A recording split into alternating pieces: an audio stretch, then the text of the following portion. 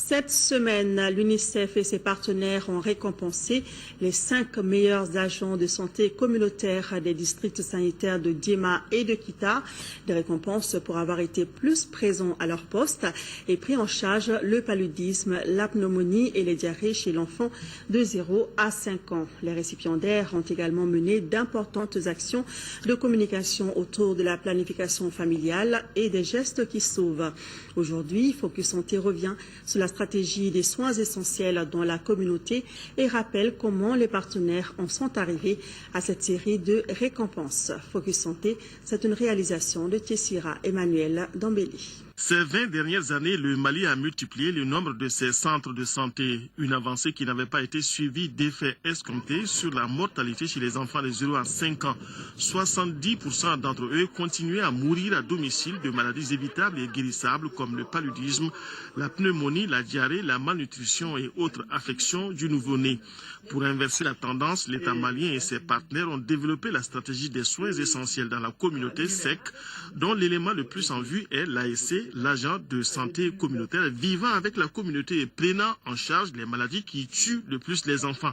2 ans après, dans la région de Caille, l'apport des agents de santé communautaire est positivement apprécié. La prise en charge du paludisme simple, la fièvre, le paludisme simple, nous avons enregistré plus de 12 500 cas qui ont été dépistés par ces ASC. Et pour le palu, avec confirmation au test de diagnostic rapide, il y a eu 11 000 et quelques et qui ont été pris en charge. Si on prend les infections respiratoires aiguës, il y a eu 9 780 cas dépistés, avec autant qui ont été pris en charge. Si on prend les cas de diarrhée, plus de 3 000 ont été dépistés et traités. Si on prend la planification familiale, il y a environ 7 000 femmes de nouvelles inscriptions qui ont été faites. Mais les acteurs et les partenaires de la santé sont passés par une évaluation qui avait détecté des obstacles à l'atteinte de meilleurs résultats par les ASC. On s'est rendu compte qu'il y a des ruptures dans certains sites des CTA et des TDR. CTA, c'est les médicaments qu'on utilise pour prendre en charge le paludisme simple au niveau communautaire et le test de dépistage rapide qu'il faut utiliser au niveau de ces sites avant de donner le médicament. Et également quelques ruptures, par exemple, du zinc qui accompagne normalement le SRO, les sels de réhydratation orale, pour une bonne qualité de prise en charge de la diarrhée. Et on a remarqué un goulot d'étranglement par rapport à l'utilisation des services des ASC.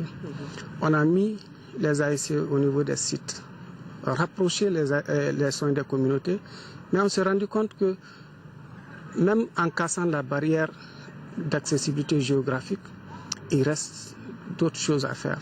Et on s'est rendu compte, après la première enquête, que près de 90% des ménages disaient que les soins coûtaient cher, alors que l'ASC habite avec ces ménages.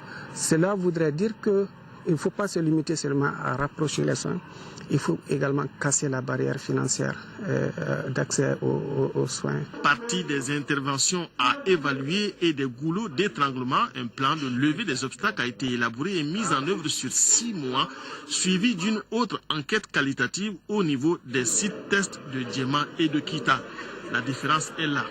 Si je prends l'exemple de la prise en charge de la pneumonie dans le district de Diema, on est passé de 30% à 75% d'utilisation des services ASC en 6 mois. Et tu prends la qualité également, si vous prenez la qualité de prise en charge de la pneumonie, elle a également fortement augmenté. On est allé autour de 10% pour aller jusqu'à 65%.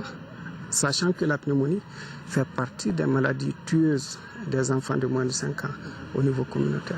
La deuxième enquête a permis de récompenser les agents de santé communautaire qui ont donné de meilleurs résultats dans la prise en charge du paludisme, de la diarrhée et de la pneumonie et qui auront été plus présents sur leur lieu de travail et mené plus d'activités de communication.